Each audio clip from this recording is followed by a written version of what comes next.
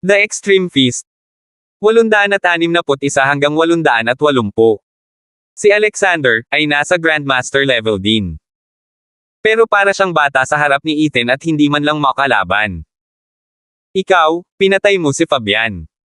Tanong niya habang nanginginig ang boses. Siya ay isang advanced na Grandmaster. Advanced na Grandmaster. Umiling si Ethan. Wala siyang pakialam sa mga magarbong titulo tulad ng Grandmaster o Advanced Grandmaster. Para sa kanya, ang isang kaaway ay isang kaaway, at tatapusin niya ang mga ito sa isang suntok. Anong Advanced Grandmaster?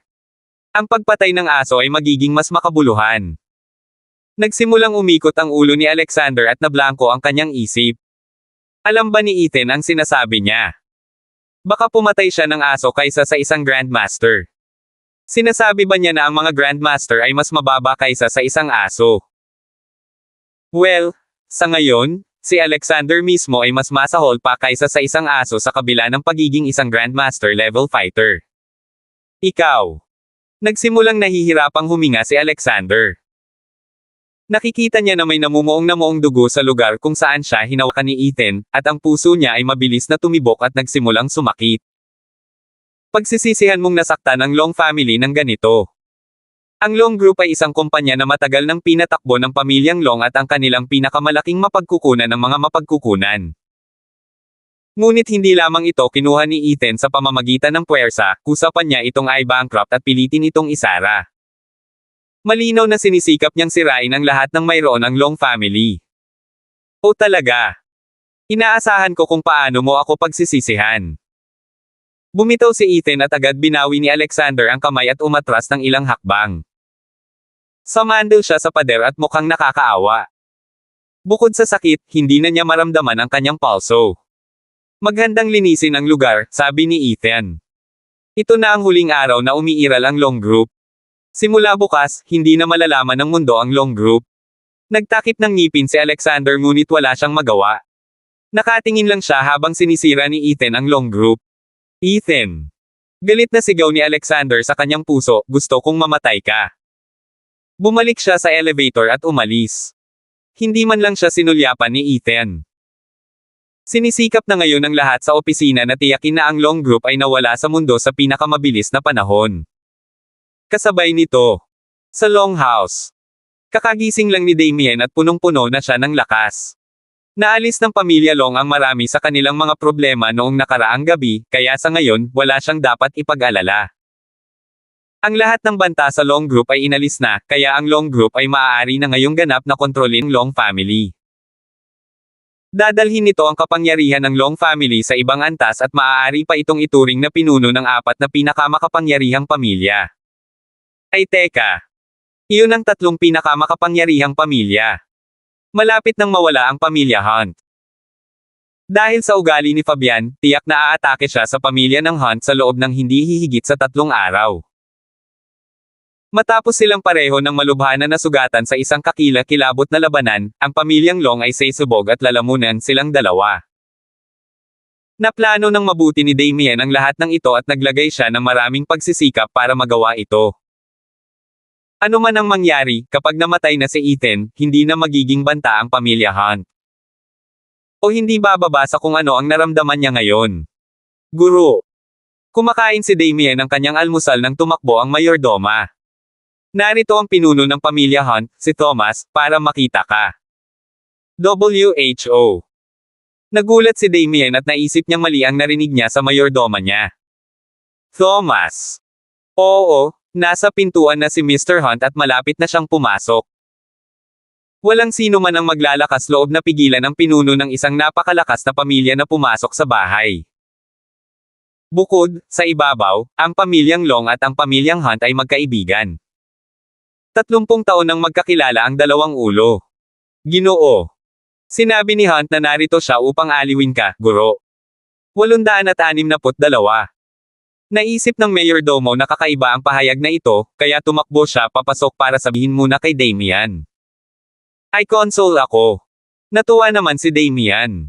Sino ang umaliw sa sino ngayon? Patay na si Ethan. Hindi ba alam ni Thomas ang tungkol dito? Tiyak na hindi niya akalain na nagbibiro si Angelica nang tumakbo ito hanggang sa bahay nito para sabihing iligtas ang kanyang anak, di ba? Kung iyon ang kaso, kung gayon ay medyo nakakaawa si Ethan. Sabihin mo siyang pumasok. Dahan daw ang dinampot ni Damien ang napkin sa mesa para punasan ang kanyang bibig. Baka sa mukha niya ang kakaiba at nakakatuwa. Pumunta ka para pasayahin ako. Thomas, nabaliw ka na ba?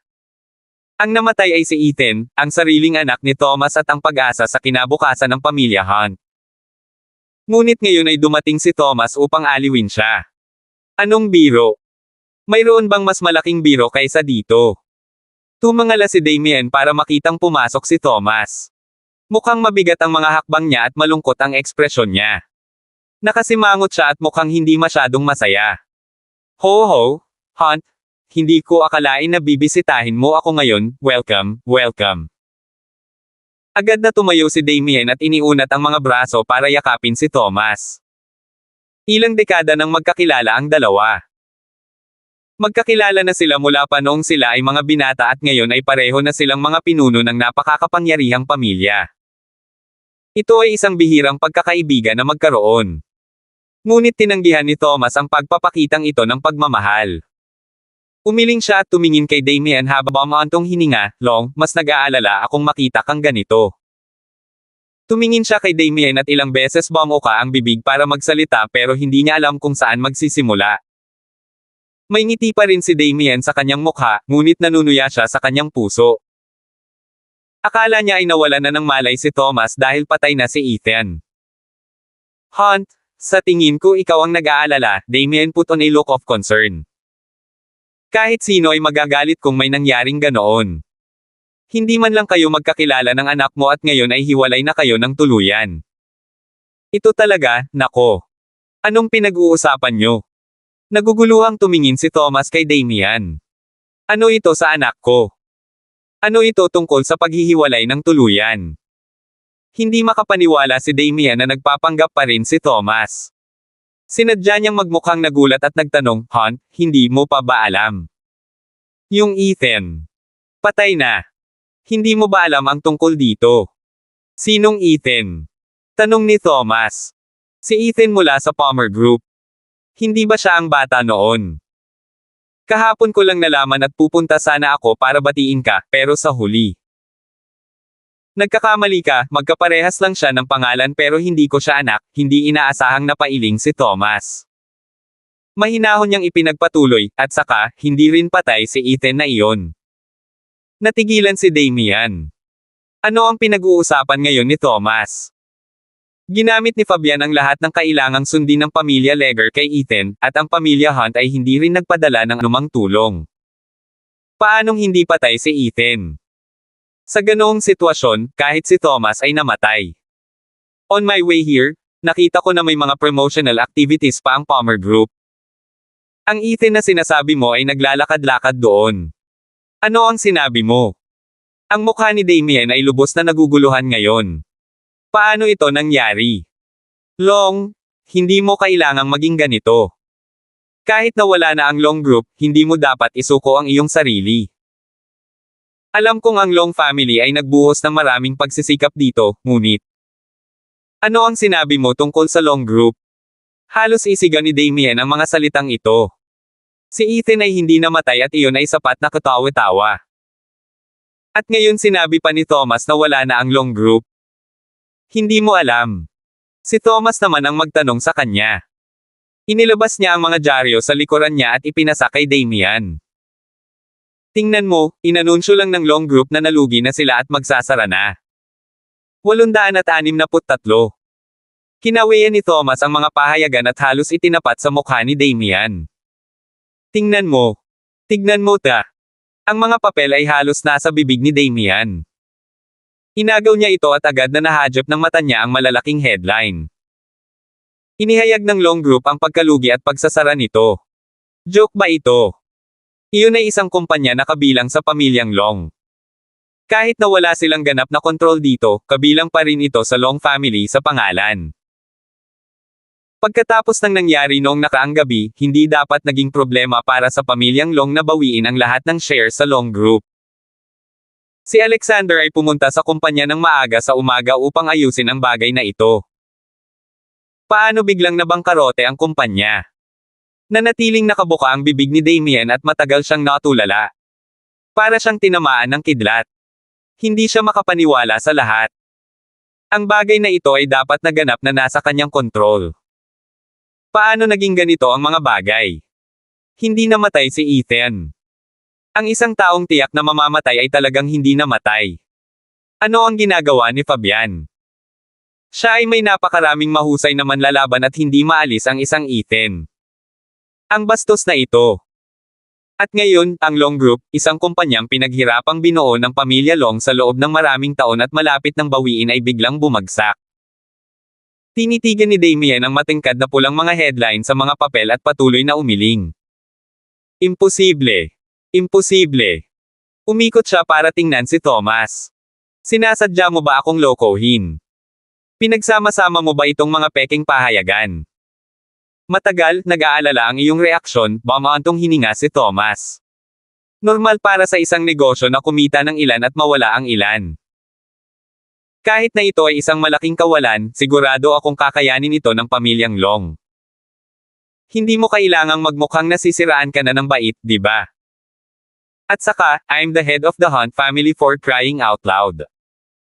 Bakit ako magsisinungaling sa iyo tungkol sa bagay na iyon? Umiling siya. Kung hindi ka naniniwala sa akin, maaari mo ring suriin ang balita online. Ipinasa ni Thomas ang telepono ni Damien sa kanya at mukhang nag-aalala pa rin kay Damien. Ngunit mapula ang mukha ni Damien. Agad niyang kinuha ang phone niya para hanapin ang balita. Isang mahabang string ng pula at matapang na headline ang nagdulot ng takot sa kanyang puso at maging ang kanyang paghinga ay bumilis. Nagpatuloy ang kanyang daliri sa pag-scroll at pag-scroll. Mahigit sa 100 artikulo ang tungkol sa kung paano bumagsak ang Long Group. Ang iba't ibang departamento ay nahati at naghiwa-hiwalay, kaya ang buong kumpanya ay bumagsak. Kahit na hindi ito nabangkarote, walang paraan upang magpatuloy itong gumana bilang isa. Ano? Anong nangyayari? Tulala si Damien at namumula ang mga mata. Hindi lang siya makapaniwala na maaaring mangyari iyon. Hindi ito maaaring maging totoo. Si Alexander ay umalis ng maaga upang pagsamahin ang Long Group. Opisyal na ibabalik ng pamilyang Long ang Long Group sa sarili nitong mga kamay. Ang lahat ay nangyayari ayon sa plano. Kaya paano ito? Paano naging ganoon ang mga bagay? Long, nakakatakot na talaga ang ekspresyon mo ngayon. Si Damien ay hindi mukhang bumagsak ang kanyang kumpanya at mas mukhang namatay ang kanyang anak. Sa katunayan ay mukhang mas seryoso ito kaysa sa kung ang kanyang anak ay talagang namatay. Pulang-pula ang mga mata niya, parang may lalalamunan siya. May kakaiba ba sa kumpanyang ito? Tanong ni Thomas dahil sa curiosity. Medyo nanginig si Damien. No, nothing special, sagot ni Damien habang nakatingin kay Thomas. Sinabi ni Damien na walang espesyal sa kumpanya ngunit ang kanyang kamay ay nakahawak pa rin sa pahayagan at ito ay nanginginig. Ngunit ang pamilya Long ay naglagay ng maraming pagsisikap sa mga nakaraang taon upang maitayo ang kumpanya at itinayo ito ni Angelica mula sa simula. Ngayong wala na ito, siguradong galit na galit siya. Tumanggaw si Thomas. Bumantong hininga siya at hindi na nagsalita. Anong nangyayari sa mundo? Hindi maisip ni Damien kung paano naging ganito ang mga bagay. Halos maabot na niya ang kanyang layunin ngunit ngayon ay wala na ang lahat. Hindi niya ito matanggap ng buo. Nasaan si Alexander? 864. Nasaan ang dagwang idiot na ito? Dapat ibalik ni Alexander ang Long Group, kaya paano niya ito nagawa sa halip? Ang mundo ng korporasyon ay isang larangan ng digmaan pagkatapos ng lahat. Ang mundo ng korporasyon sa Hilaga ay mas malupit. Nakapunta na kaming lahat doon at marami na kaming nakita, sabi ni Thomas. Ang unang bagay na naisip ko ay kung paano ito masusing ginawa ni Angelica at nakaramdam ako ng sama ng loob para sa kanya, kaya dali-dali akong lumapit upang tingnan kung mayroon akong anumang maitutulong sa kanya. Umiling si Damien at pinilit na kumalma. Kailangan niyang magmukhang wala siyang pakialam dito. Salamat, Hunt. Isa lang itong kumpanya at hindi ganoon kahalaga sa pamilyang Long. Ako mismo ang magko-comfort kay Angelica, salamat sa pag-aalala mo. Tumango si Thomas. Sige na. Kung wala nang iba, aalis na ako. Kung may kailangan ka sabihin mo lang sa akin. Lahat tayo ay matandang kaibigan, kaya huwag tumayo sa seremonya. Umalis si Thomas sa bahay. Pinagmasdan ni Damien si Thomas na lumabas ng pinto nang walang sinasabi. Tapos bigla niyang binaligtad yung table. Lahat ng mamahaling kubyerto sa mesa ay nabasag sa sahig sa malakas na kalabog. Ang dagwang idiot na ito. Halata namang pumunta si Thomas dito para guluhin siya. Ano itong pagpapakita ng pag-aalala? Lahat ng iyon ay peke. Marahil ay labis na natuwa si Thomas nang makitang nawasak at gumuho ang Long Group. Ipokrito. At pumunta pa siya hanggang sa Longhouse para kuskusin ito. Mahigit 10 taon nang hindi nabisita ni Thomas si Damien, pero bigla siyang sumulpot nang makita niyang wala na ang Long Group. Galit na galit si Damien at tuluyang nabaliw. Dinurog niya ang lahat ng kanyang makakaya sa main hall. Nasaan si Alexander? Tumangala siya at sumigaw. Ang lahat ng mga katulong ay nakatayo sa malayo at nanginginig. Hindi sila nang ahas na pumunta kahit saan malapit kay Damien. Tawagan si Alexander sa bahay ngayon din. Tawagan ng tanggang bastard na iyon pabalik ngayon din. Kailangang alamin ni Damien ang eksaktong nangyari. Ang pagbuwag ng Long Group ay hindi maliit na bagay. Hindi ito isang ordinaryong kumpanya at hindi itinayo para lang kumita. Ang pamilya Long ay gumugol ng maraming taon sa pagpaplano para dito at naglagay ng maraming pagsisikap at nagbayad ng mataas na halaga upang makarating sa kung nasaan sila ngayon. At sa wakas ay oras na para sa pamilyang Long na umani ng ani. Pero nasira ang lahat ngayon. Kailangang humanap ng paraan si Damien para makita kung may iligtas niya ang sitwasyon. Kung nawala ang Long Group ng ganoon lang, ang pagkawala ng pamilya Long ay magdurusa. Hindi man lang nag-isip si Damien. Iyon ay magiging isang malapit na nakamamatay na dagok sa pamilya. Kasabay nito, naglakad si Thomas palabas ng Longhouse na may magaan na hakbang. Tila hindi siya nakadama ng higit na kaluwagan sa nakalipas na dekada. Puno ng ngiti ang mukha niya at halatang good mood siya. Master, naghihintay na si Jack sa tabi ng kotse sa gate. Agad niyang pinagbuksan si Thomas ng pinto ng sasakyan at ainal-alayan itong pumasok sa sasakyan. Pumasok si Thomas sa backseat at isinara ni Jack ang pinto. Pagkatapos ay sumakay na siya sa driver's seat at nagmaneho. Ito ang unang pagkakataon na nagkusa si Thomas na bisitahin ang pamilya Long sa loob ng 15 taon. Sa katunayan, ito ang unang pagkakataon na bumisita si Thomas sa sinuman mula nang siya ay maging padre de pamilya. Sa paghusga sa ekspresyon ni Thomas, ang pagbagsak ng Long Group ay hindi maliit na bagay.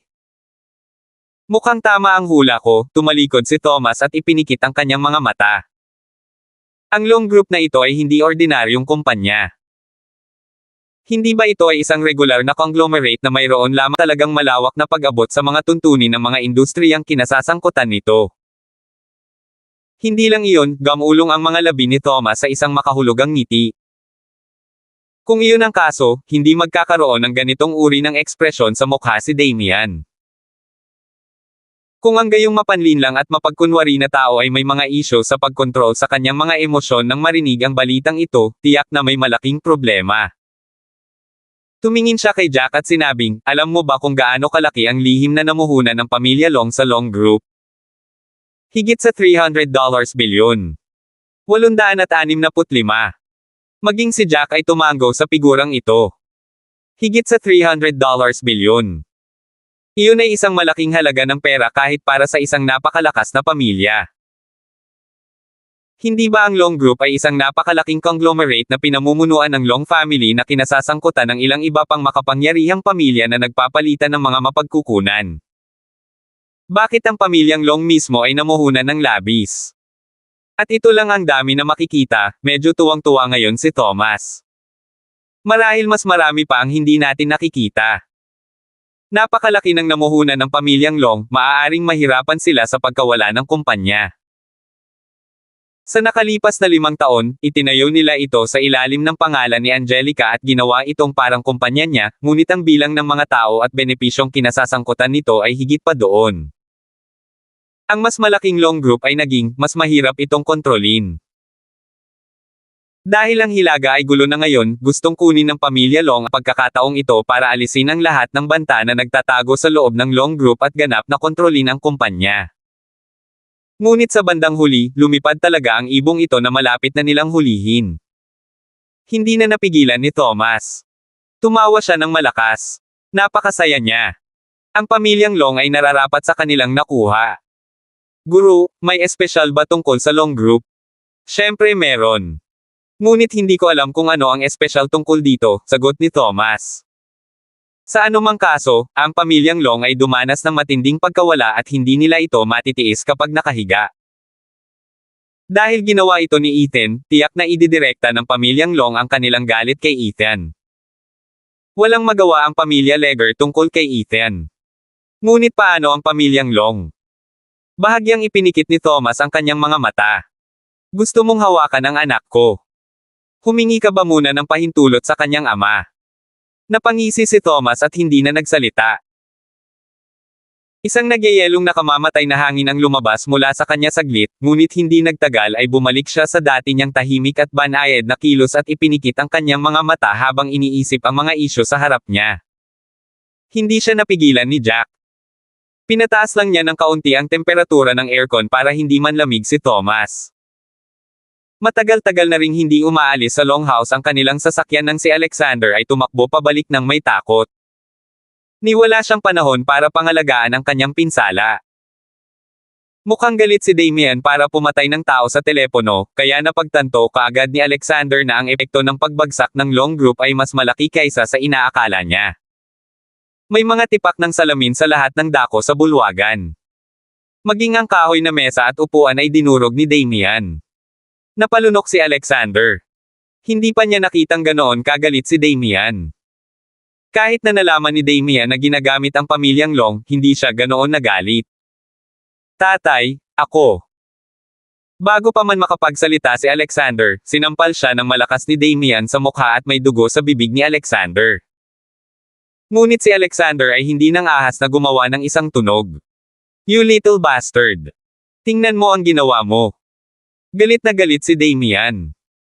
Malaki ang kanyang mga mata at nakasulat sa buong mukha niya ang pagpatay. Paano bumagsak ang Long Group? Sinabi ko sa iyo na I consolidate ito, hindi para mabangkarote. Alam mo ba kung gaano kahalaga ang kumpanyang ito sa pamilya Long? Napakalakas ng boses niya na halos mabingi na si Alexander. Ay, alam ko. Nipatikip ng ngipin si Alexander at mas dumaloy ang dugo mula sa mga ngipin niyang nakalugay. Ginawa ko ang lahat ayon sa gusto mo, pero Ethan. Ethan. Marahas na nagsalubong ang mga kilay ni Alexander nang marinig ang pangalang ito. Ang katotohanan na si Ethan ay hindi patay ay nagpagalit sa kanya. At ngayon ang pagbagsak ng Long Group ay may kinalaman din sa kanya. Hindi siya namatay. Parehong galit na galit si Alexander. Ang tanggang Fabian na iyon ay hindi nagawang patayin si Ethan. Sa halip, sinamantala ni Ethan ang pagkakataon na kunin ang 51% ng shares mula sa 16 na makapangyarihang pamilya na dumating upang salakayin kami at biglang naging pinakamalaking shareholder ng Long Group. Kinuha ni Ethan ang majority share at may control din sa Long Group. Pinalis niya ako on the spot at binyantaan ako sa mga utang ng kumpanya. Gusto niyang i-dissolve ang kumpanya at ako, wala akong magawa tungkol dito. 866. Mas gugustuhin nilang gumamit si Ethan ng ilang marahas na paraan o kahit na lumaban sa kanyang paraan at hindi sana natatakot sa kanya ang pamilya Long. Ngunit talagang gumamit si Ethan ng ganoong paraan at hindi alam ng pamilya Long kung ano ang gagawin. Fabian. Naikuyom ng mahigpit ni Damien ang kanyang mga kamao at namumungay ang kanyang mga mata. Hindi niya akalain na magiging ganito ang mga pangyayari. Ang pamilya Legger ay may napakaraming mahusay na manlalaban. Bakit hindi nila nagawang patayin si Ethan? Malaki pa nga ang tsansa nilang patayin si Thomas sa ganoong klase ng lineup. Kaya bakit? Ang pamilyang Legger na iyon ay malamang nakasabwat ni Ethan noong una, at ito ang kanilang tukana. Hula ni Alexander. Ang pamilya Legger ay nagkunwaring nagtatrabaho sa amin, ngunit sa katotohanan, sila ay tama na. Sigaw ni Damian. Hindi ito ang oras para pag-usapan ang mga walang kwentang bagay na ito. Mag-isip ka ng kung ano-ano. Kinagat niya ang kanyang mga ngipin at huminga ng malalim. May dapat tayong isipin. Hindi pwedeng mawala ng ganon-ganon lang ang Long Group. Hindi pwede. Ang kinabukasan ng Long family ay nakasalalay sa Long Group. Iyon ang pinakamalaking bagay na mayroon tayo. Hindi naglakas loob na magsalita si Alexander. Si Damian ay pataas-baba lang at wala rin siyang maisip. Habang iniisip niya iyon ay lalo siyang nagagalit. Sa sobrang galit niya, mas lalo siyang nababalisa. Pulang-pula na ang buong mukha niya ngayon. Anong ginagawa ngayon ni Ethan? Tanong ni Damian. Sinusubukan niyang kumuha ng mga tao. Nag-alinlangan sandali si Alexander. Bumagsak na ang Long Group pero sinusubukan ni Ethan na kunin ang aming ex-staff. Nagpadala na ako ng mga tao para ibalik sila sa panig natin. Kinuha na ni Ethan ang lahat ng asset at impormasyon ng kumpanya, ngunit gusto rin niya ang mga tauhan. Kailangan natin silang ibalik. Wala akong pakialam kung magkano ang babayaran natin. Damian was shouting at the top of his lungs. Oo, tatay. Hindi na naglakas loob na magsalita si Alexander. Nagkaroon lamang siya ng magaspang na ideya kung gaano kalaki ang nawala sa pamilya. Ngunit pagkatapos niyang makita ang reaksyon ni Damian, malamang na higit pa sa inaakala niya. Iniluwa niya ang dugo sa bibig at tumakbo palabas ng bahay. Samantala, isang maliit na kotse na may malalaking loudspeaker na naka-install sa harap ng kotse at sa mga pinto ng kotse ay nagmamaneho sa paligid. Si Ethan ay nakaupo sa loob na naka-cross legs, habang si Owen ay may hawak na mikropono at sinisigawan ito. Nag-hire kami ngayon. Ang Palmer Group ay kumukuha. Basta nag-resign ka sa Long Group, isasama ka namin. Kahit na mas malinis ka, gusto ka ng Palmer Group. Ibibigay namin sa iyo ang pinakamahusay na sweldo at pakete, tiyakin ang pinakamahusay na kapaligiran sa pagtatrabaho para sa iyo at tulungan kang bumuo ng iyong karera. Ipinagpatuloy niya ang pagdaing sa mikropono na may hawak na inumin. Pagkatapos sumigaw saglit, uminom siya ng isang subo at patuloy na sumigaw. Ang kotse ay nagpatuloy sa pagmamaneho sa bawat kalye na ang mga loudspeaker ay sumasabog. Huwag palampasin ang pagkakataong ito. Ang Long Group ay bumagsak na, kaya ang Palmer Group ay magiging isang mas maliwanag na hinaharap para sa iyo. Masyadong maraming pera ang boss, kaya napakaraming ibinibigay niya ang kanyang mga kamay ay naging mahina. Biglang naramdaman ni Owen na may kumurot sa kanyang mga hita kaya napasigaw siya. Tumingin si Ethan sa mga nakikiusyosong nanunood at tumango. Owen, stable na ang sitwasyon sa North sa ngayon pero hindi naman ito magtatagal. Babalik muna ako sa Greencliff, tahimik niyang sabi. Ang misyon na mayroon ako para sa iyo ngayon ay tiyakin na muling kunin namin ang lahat ng mga kawani na dating nagtatrabaho sa Long Group. Wala akong pakialam kung sila ay mga tagapaglinis o receptionist, siguraduhing lahat sila ay pumirma sa amin. Hanggat may alam sila tungkol sa Long Group, hindi alintana kung ito ay isang pangunahing lihim o chismis lamang, kumuha ng mga sagot mula sa kanila. Kung gusto nila ng pera, bigyan sila ng pera. Kung gusto nila ng kotse, ibigay sa kanila. Kung humingi sila ng bahay, maaari silang magkaroon ng bahay. Hindi problema ang pera. Sabihin mo sa akin kung magkano ang kailangan mo at ibibigay ko sa iyo. Agad na napaupo si Owen at kumikinang ang kanyang mga mata. Kuya Ethan, wala ka bang pakialam sa gastos? Malaki ang gagastusin nito. Itong maliit na pera, pang-iinis ni Ethan. Sino ang nagmamalasakit dito? 867. Anong malalaking salita? Masyadong mayaman si Ethan. Sa tuwing nakikinig si Owen sa pagsasalita ni Ethan, pakiramdam niya ay isa rin siyang mayaman. Ang ilang daang libo o kahit ilang milyon ay wala sa kanya. Kailangan niyang tiyakin na nakakot siya ng hindi bababa sa 10 milyon, tama. Kung hindi ay mapapahiya ang kanyang kuya Ethan. Itong maliit na pera. Lumunok si Owen. Sa tansya niya, higit sa 10 milyon ang kakailanganin niya para magawa ito, ngunit sinabi ni Ethan na kaunting pera lang ito. Fine, ituturing ito ni Owen bilang kaunting pera lang. Kung gayon, ano ang mangyayari pagkatapos kung makuha ang lahat ng impormasyon mula sa kanila? Pagbukod-bukurin ang impormasyon at ipadala ito pabalik sa Greencliff. Pagkatapos nito, siguraduhing wala sa kanila ang mananatili sa amin. Dapat nilang kunin ang anumang ipinangako natin sa kanila at mawala. Ikaw ang umayos niyan. Hindi na nagdetalye pa si Ethan. Ayaw niyang magtrabaho sa kanya ang sino man sa mga taong ito. Walang mga talento ang Palmer Group. Hindi kailangan ng Palmer Group ang mga taong nagmula sa isang bulok na kumpanya. Hindi kukunin ni Ethan ang mga ito kahit na ibinigay mo sa kanya. Oo, Kuya Ethan. Sagot ni Owen sa malakas na boses. May bago siyang misyon at makakasama niyang muli si Ethan. Hindi nagtagal si Ethan. Nag-iwan siya ng 100 lalaki upang tulungan si Owen at si Tom Foster ay nagbabantay sa 5 gantries, kaya siya ay lubos na panatag. Ngayong bumagsak na ang long group, ang ilang malalaking isda ay malamang na mahihirapan sa pag-upo. At ngayon, hindi na niya maiiwan ang pain sa hilaga. Bukod dito, sabik na naghihintay ang kanyang asawa sa kanyang pag-uwi.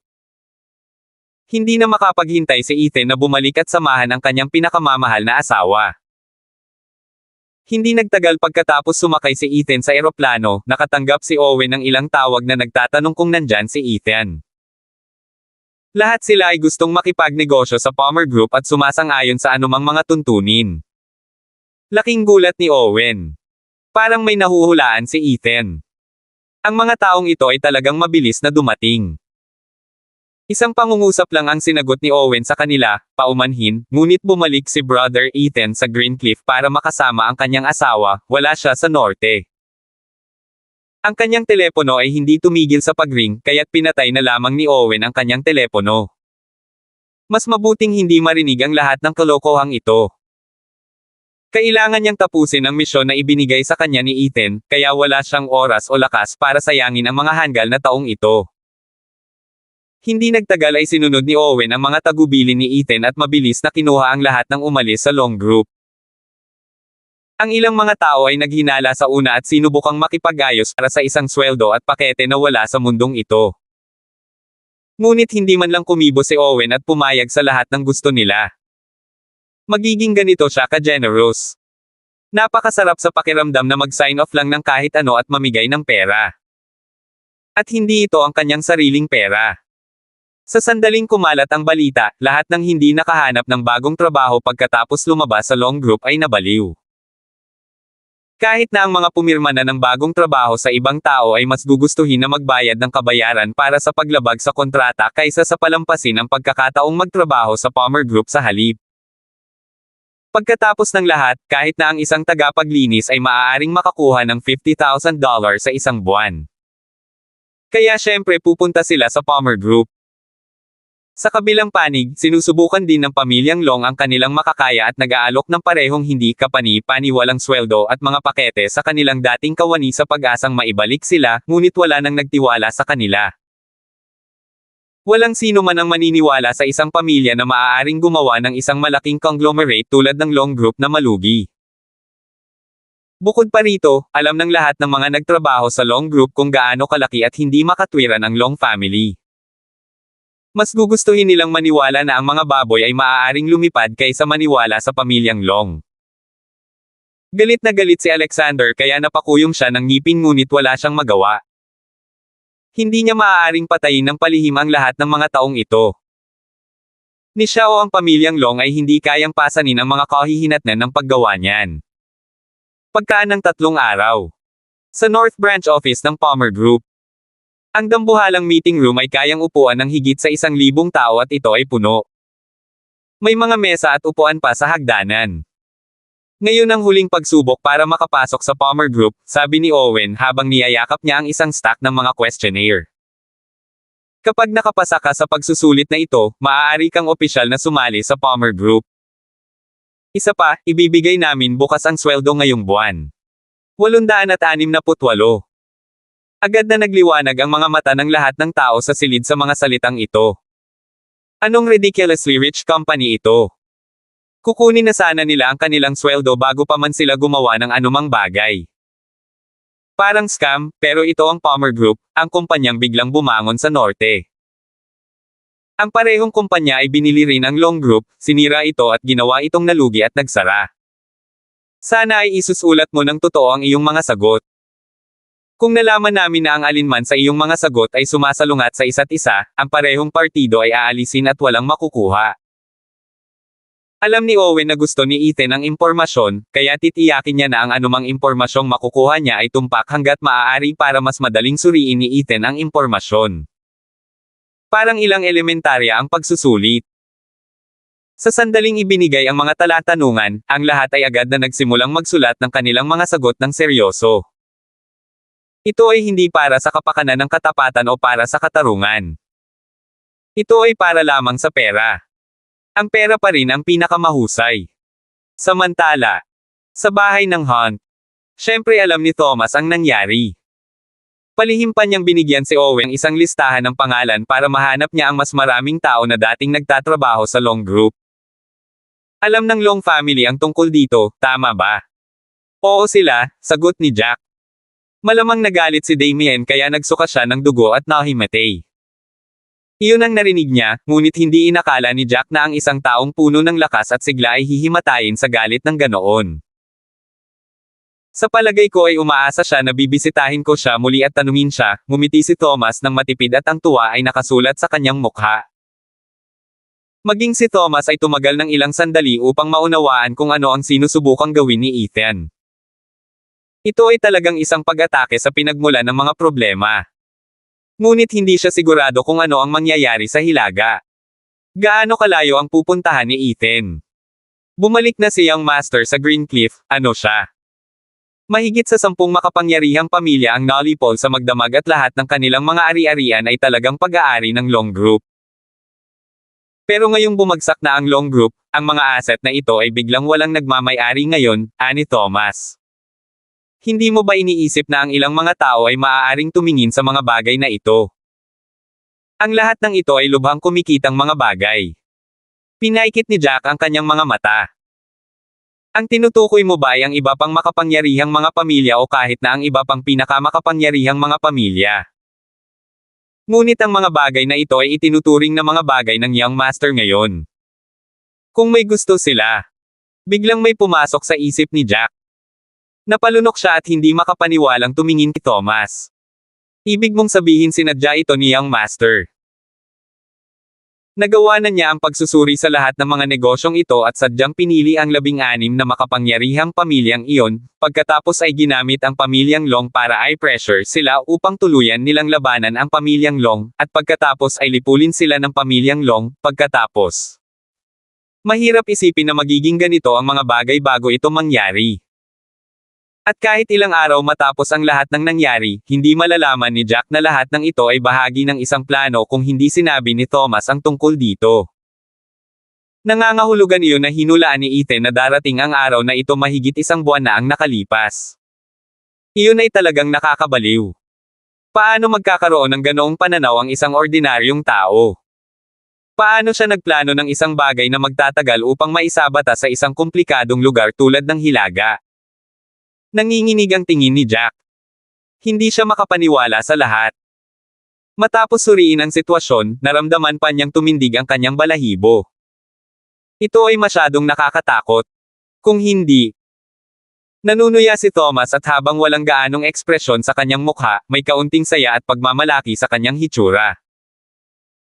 Maaaring naisip ko na si Ethan ay may backup na plano, ngunit hindi ko akalain na siya ay nakakakita ng napakalayo sa unahan. Ang taong ito, ay talagang mas henyo kaysa sa aking sarili. Sa di malamang dahilan, bigla siyang naawa sa pamilya Long. Mukhang na-offend nila ang maling tao. 869. Hindi alam ni Jack ang sasabihin. Pakiramdam niya ay namamanhid siya. Isang tanong lang ang nasa isip niya. Tao ba talaga si Ethan? Ang kanyang husay sa martial arts ay hindi kapani-pani walang lakas at hanggang ngayon, walang sino man ang nakapagpilit sa kanya na ilabas ang kanyang buong potensyal.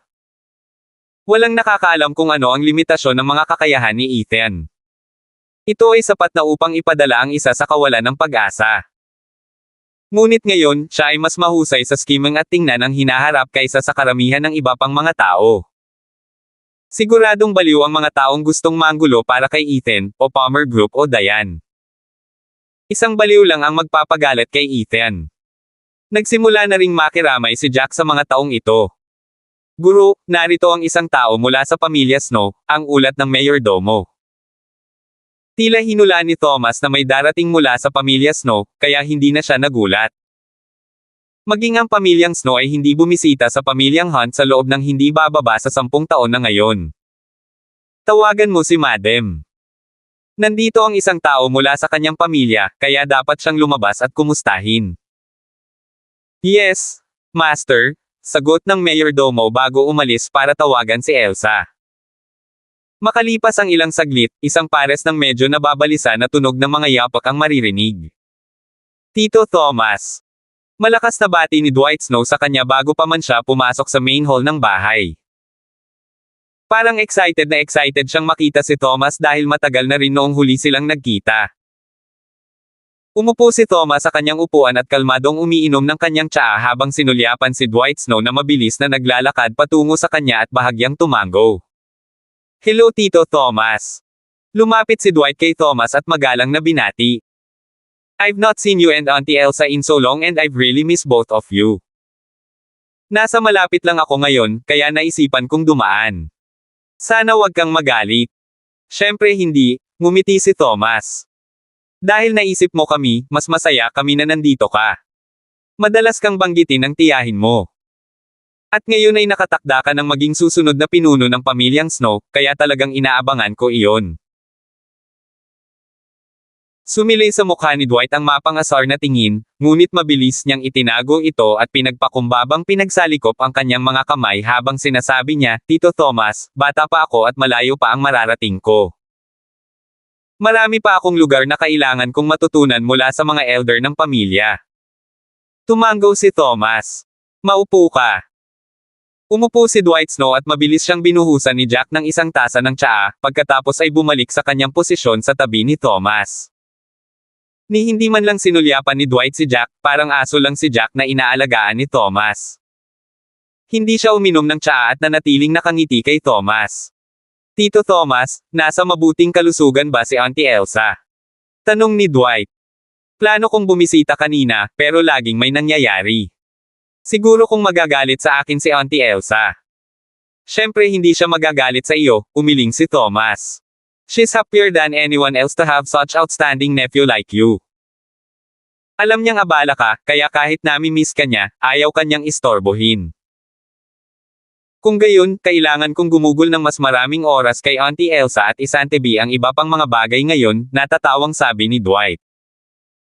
Sa ibabaw, casual lang siyang nakipag-chat kay Thomas, ngunit pinag-iisipan niyang mabuti kung paano niya gustong lapitan ang kanyang agenda.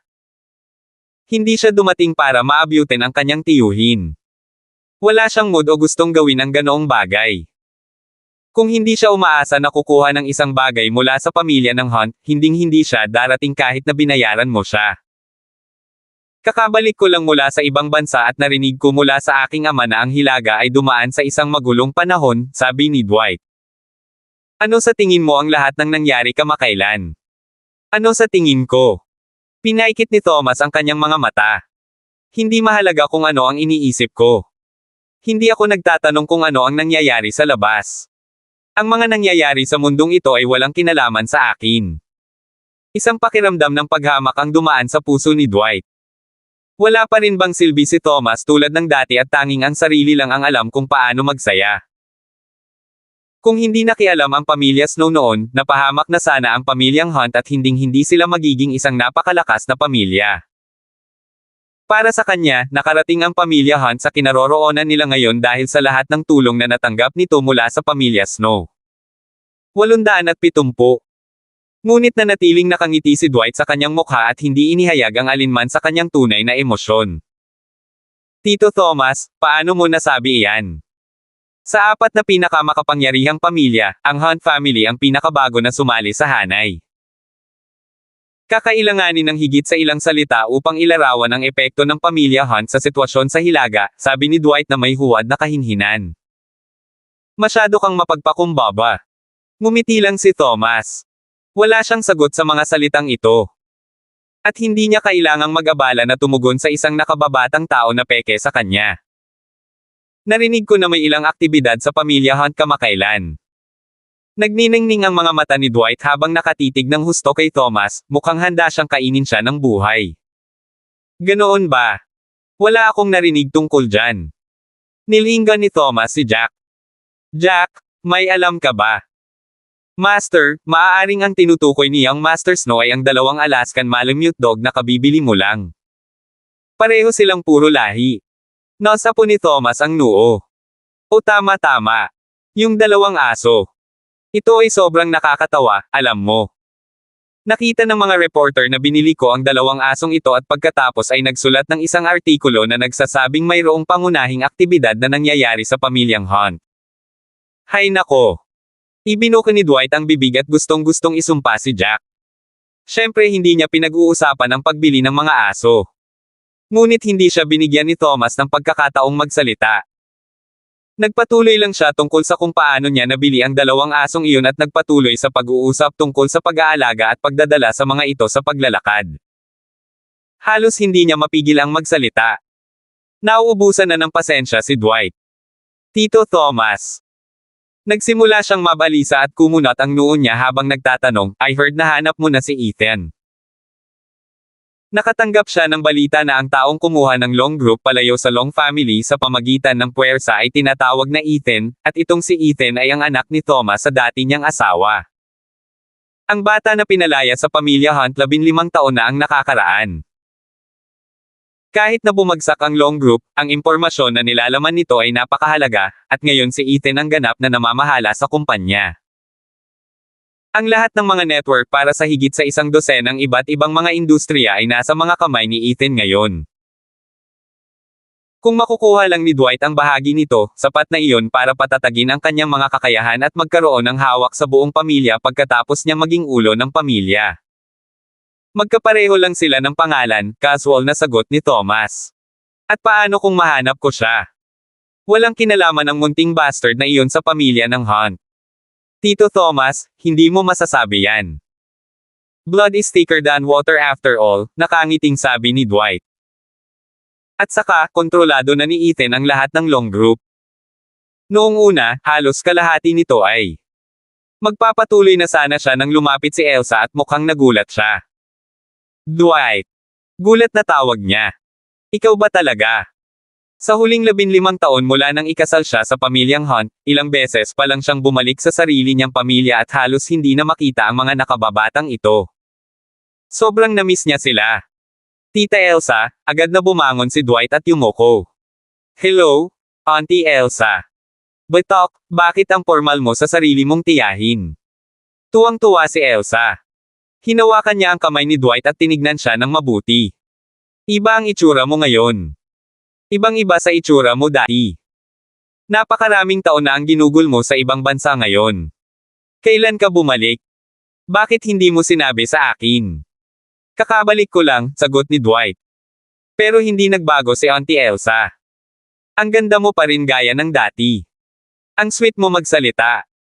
Halika, magkwentuhan tayo ng mabuti, hila ni Elsa sa kamay ni Dwight. Busy ang tito mo, huwag mo siyang istorbohin. Tita Elsa. Medyo nabalisa si Dwight. Wala man lang siyang interes na kausapin si Elsa at gusto lang niyang makuha ang gusto niya kay Thomas sa lalong madaling panahon. Kung huli na siya at nauna ang iba, wala siyang makukuha. 871. Si Elsa ay walang sariling mga anak, kaya sa tuwing makikita niya ang kanyang mga pamangkin at mga pamangkin, siya ay nakikipag-chat sa mga ito buong araw at hindi sila pinapaalis. Mas gugustuhin ni Dwight na gumawa ng iba kaysa magsayang ng oras sa pakikipag-usap kay Elsa. Ngunit hindi niya posibleng tanggihan siya ngayon. Miss na miss ka na ng tiya mo, mas marami kang oras na kausapin siya, natatawang sabi ni Thomas. Walang choice si Dwight kundi ang umalis kasama si Elsa. Ngunit nagpatuloy siya sa pag-iisip ng paraan para makuha ang gusto niya kay Thomas sa lalong madaling panahon. Naningkit ang mga mata ni Thomas habang pinagmamasdan si Dwight na atubiling lumayo kasama si Elsa. Hindi siya pupunta dito nang walang dahilan, nanunuya si Thomas. Si Dwight ay nasa ibang bansa ng napakaraming taon ngunit biglang bumalik kamakailan at ang una niyang ginawa ay ang pagbisita sa pamilya ng Hunt. Sigurado si Thomas na may nakalagay sa kanyang manggas. Natatakot ako na hinahabol niya si Young Master, sabi ni Jack. Inaasahan niya na ang pamilya Snow ay hindi gagawa ng anumang katangahan. Sino ang nagmamalasakit? Ang pamilyang Snow na ito ay palaging napaka-stock up at hindi kailanman nagkaroon ng anumang paggalang sa pamilya Hunt. Palagi nilang iniisip na ang pamilyang Hunt ay nakarating sa kinaroroonan ngayon dahil sa ibinigay sa amin ng pamilyang Snow. Humph! Hindi nila alam na ang dating pinuno ng pamilyang Snow ay may utang na loob sa pamilya ng Hunt ng malaking pabor. Jack, sa palagay ko ay mas mahusay na panoorin sila ng mas malapit. Sa tingin ko, hindi magtatagal ang pamilya Biggs at ang pamilya Snow. Hindi lang siya sigurado kung susubukan nilang mangagaw ng tahasan o kung palihim silang makikipagkompetensya. Ang mga asset na maaaring makuha ay may mga network sa buong mundo, kaya kahit na hindi madali para kay Ethan na hawakan ang mga ito, hindi rin niya ito hahayaan ng madali. Naiintindihan ko, Master. Huwag kang mag-alala. Tumango si Jack. Tumayo si Thomas at bumalik sa pag-aaral. Ayaw niyang makita si Dwight, kaya ang pagtatago sa kanyang pag-aaral ang pinakamagandang paraan. Hindi siya nag-aalala tungkol kay Ethan. Greencliff. Sa bahay ni Palmer. Isang buwan nang wala sa bahay si Ethan. Sobrang namiss siya nina William at April. Nagtaka pa nga sila kung kailangan ba para sa Palmer Group na maging isang napakalaking kumpanya. Kailangan ba talagang magtrabaho ng husto ang kanilang manugang? Tumawag si Ethan sa bahay pagkababa niya ng eroplano at naghahanda si April ng pagkain simula umaga. Magluto pa ng mga paboritong ulam ni Ethan. Isang buwan na siyang nagsusumikap doon, hindi ko alam kung gaano siya kapayat. Naramdaman ni William na lumalayo ang kanyang puso kay Ethan. Nilinggan niya si Diane na bumaba ng hagdan. Mabilis niyang sinabi, malapit nang umuwi si Ethan, hindi mo ba siya hihintayin sa pintuan? Tulalo pa rin si Diane. Nakatanggap lang siya ng balita. Ang Long Group ay talagang bumagsak. Idineklara nito ang sarili nitong bangkarota at natunaw na. Sinabi sa kanya ni Ethan na ang Long Group ay babagsak ng mag-isa at gagawin ito sa maikling panahon. Hindi siya naniwala sa kanya at nakipagpustahan pa siya kay Ethan, na sinabing kapag natalo siya, kailangan niyang. At ngayon, natalo na talaga siya sa postahan. Paano ito nangyari? Ang Long Group ay napakalaking conglomerate. Medyo imposible para sa kanila na palawakin pa, ngunit mahirap ding ibagsak ang mga ito. Paano ito nagawa ni Ethan? Alam ni Diane na si Ethan lang ang makakagawa nito. Ano? Napaangat ng tingin si Diane kay William nang marinig niyang tinawag ulit siya nito. Oh, right, welcome siya sa pinto. Nakuha ko. Kinagat niya ang kanyang mga labi.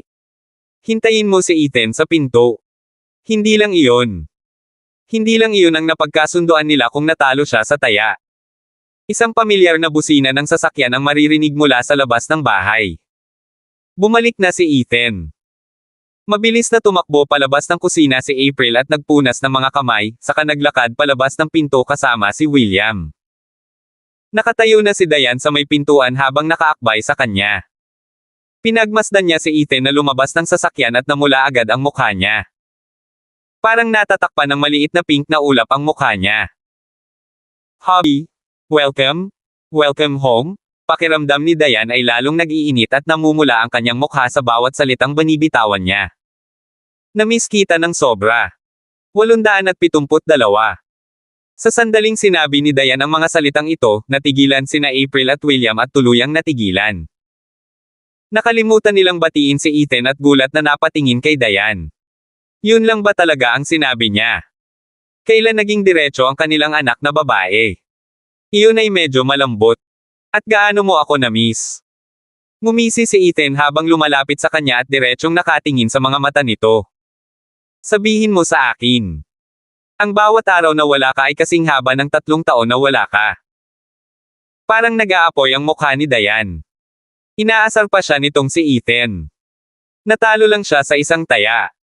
Salamat wifey, na-miss din kita ng sobra. Hindi ako makahanap ng magandang posisyon para matulog nitong mga nakaraang araw dahil wala ka sa aking mga bisig. Biglang naramdaman ni na William at April na hindi kailangan ang presensya nila. Bakit sila nag-abala sa paglabas? Ang pakikinig sa dalawang ito na nagsasabi ng mga sweet nothing sa isa't isa ay naramdaman nilang guguho ang kanilang mga ngipin mula sa pagkakaroon ng isang lukab. Nasusunog yata ang isda ko, namula ang mukha ni April. Nakita niyang tuwang-tuwa pa ring nanunood si William, kaya kinurot niya ito at sinabing, matanda. Sinusubukan mo bang matuto mula sa kanila? Sumama ka sa akin. Kinaladkad niya si William pabalik sa bahay gamit ang tenga. Nasa sasakyan si Kuya Joff at hindi niya maiwasang mapabuntong hininga. Ang long group ay tiyak na bumagsak dahil gusto ni Big Boss na marinig ang mga salitang ito. Mabilis niyang pinaikot ang sasakyan at umalis. Mamamatay na siya sa diabetes dahil sa panunood ng dalawang ito na nagsasabi ng matatamis sa isa't isa. Hindi na nakatiis si Diane at sinimulang hampasin ang dibdib ni Ethan. Kasalanan mo ang lahat. Ang mga salitang ito ay napakalambot, pagtatawanan tayo ni na Mama at Papa. Pulang-pula na ang mukha at leeg niya. Hindi siya makapaniwala na nagawa niyang sabihin ang isang bagay na napakalambot. Niyakap siya ni Ethan. Ilang araw pa lang silang nagkita, pero miss na miss pa rin niya ito. Gusto pang magsabi ni Diane, ngunit wala siyang mailabas na salita. Naramdaman lang niya ang init ni Ethan, ang paghinga nito at naririnig niya ang tibok ng puso nito ng pabilis ng pabilis. Lumapit siya at hinaila ang mga braso sa baywang ni Ethan. Hindi ko sinabi ang lahat ng iyon dahil natalo ako sa taya sa iyo, sabi niya sa malumanay na boses. Galing sa puso ko ang mga iyon. Hobby, na-miss talaga kita ng sobra. Na-miss din kita ng sobra. Lalong humigpit ang yakap ni Ethan sa kanya. Nais niyang dalhin si Diane kahit saan siya magpunta. Pagkatapos ay makikita niya ito anumang oras na gusto niya, at maaari niyang hawakan ang kamay nito at yakapin ito anumang oras na gusto niya. Ang dalawa ay patuloy na nagyakapan ng mahigpit sa isa't isa at hindi makatiis na bumitaw. Para bang makakabawi sila sa mga yakap na hindi nila na-enjoy nitong mga naraang araw. Biglang may umubo mula sa loob. Ahem. Tama na, may hindi pa nakakapag-asawa dito. Paano mo aasahan na matutulog siya sa gabi kung kailan kailangan niyang panoorin kayong dalawa na sobrang lovely-dovey sa isa't isa sa lahat ng oras? Si Sean ang nagsasalita. Lalong namula ang mukha ni Diane, ngunit hindi niya binitawan. Lumingon siya para makitang umiwas ng tingin si Sean sa kanila habang medyo namumula ang mga mata ni Victoria at mas lalong namumula ang mukha niya. Let's go in? Hindi man lang naabala si Ethan. Tumawa siya ng malakas at naglakad papasok habang hawak ang kamay ni Diane. Ayaw niyang bitawan siya kahit isang sandali. Kasabay nito. Natanggap ni Butler Zed ang lahat ng data at impormasyon na ibinalik ni Ethan mula sa hilaga. Wala pang isang oras ay napuno ng gulat ang mukha niya na parang nakuryente. Napakalaking plano. Bulalas niya. Ang long group ay mukhang isang conglomerate sa ibabaw na kasangkot sa higit sa isang dosenang mga industriya, ngunit ito ay talagang isang napakalaking network ng impormasyon. Sinasaklaw nito ang napakaraming lupa. Habang tinitignan ni Butler Zed ang impormasyong nasa harapan niya, mas lalo siyang nabigla. Kumikislap ang kanyang mga mata. Ano ang hinahanap nila? 873. Dalubhasa rin si Butler Zed sa pangangalap ng impormasyon, kaya nasabi niya kaagad. Ang iba ay maaaring hindi masyadong sensitibo, ngunit si Butler Zed ay bihasa sa mga bagay na ito. Sa katunayan, ang kanyang trabaho ay halos kapareho nito, ngunit ang sukat ay mas maliit. Kung ang kanyang network ng impormasyon ay isang maliit na bangka, kung gayon ang long group ay isang malaking cruise ship. Imposibleng ihambing. Huminga ng malalim si Butler Zed at tiningnan ang lahat ng iba't ibang industriyang kinasasangkutan ng kumpanya. Hindi priority ang kumita ng pera para sa mga negosyong ito. Ang pinakamahalagang bagay ay mag-ugat saan man ito magpunta at kontrolin ang lahat ng impormasyon sa rehiyon. Ang kahambugan ng network na ito ay hindi madaling maunawaan ng karamihan ng mga tao. Medyo natuwa si Butler Zed. Nagsimula siyang maging mas excited, at maging ang kanyang paghinga ay nagsimulang bumilis. Patuloy niyang tinitingnan ang impormasyon ng hindi kumakain o natutulog at hindi niya alam kung gaano katagal ang lumipas. Masyado siyang engrossed na pulang-pula ang mukha niya at wala siyang pakialam na magulo ang buhok niya. Makalipas ang mahabang panahon, huminga siya ng malalim at tumingin sa orasan sa dingding. Lumipas ang isang araw at isang gabi nang hindi niya namamalayan, nanginginig din ang boses niya. Ginoo! Si Hunt ay naka-jackpot sa pagkakataong ito. Alam niyang sinusunod lang ni Ethan ang kanyang instinct at sinabi sa kanya ng kanyang instinct na may something fishy sa long group. Kung maaari nilang malutas ang misteryo sa likod ng long group, maaari nilang masira ang balanse sa hilaga. Ngunit syempre, ang balanse dito ay tumutukoy sa balanse sa pagitan ng apat na pinakamakapangyarihang pamilya. Hindi talaga ito makakaapekto sa ibang makapangyarihang pamilya dahil hindi sila makikipag-ugnayan sa hidden sect. Ngunit ang gantimpala sa pagkakataong ito ay malamang na lumampas sa mga pagtatansya ni Ethan. Hindi na niya masyadong maisip iyon. Mabilis na inayos ni Butler Zed ang lahat at tinawagan si Ethan. Kasabay nito, sa bahay ni Palmer. Ayaw bumangon ni Ethan sa kama. Nakakulong si Diane na parang pusa sa kanyang mga bisig, at naamoy pa rin siya tulad ng sabon na ginamit niya sa paliligo kagabi. Nagustuhan ni Ethan ang amoy na ito. Gusto kong uminom ng tubig, sabi ni Ethan habang nakatingin sa nagliliyab na pilak mata ni Diane. Gusto niyang uminom ng tubig, ngunit ayaw niyang bumangon sa kama at sirain ang sandali.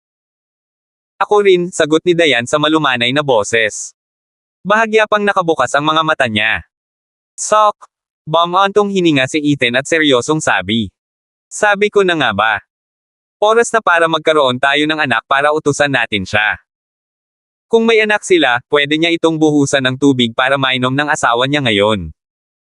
Hindi napigilan ni Diane na matawa. Walang nagkaroon ng mga anak kaya nagkaroon sila ng pag-uutos. So, dapat ba tayong magkaroon ng isa?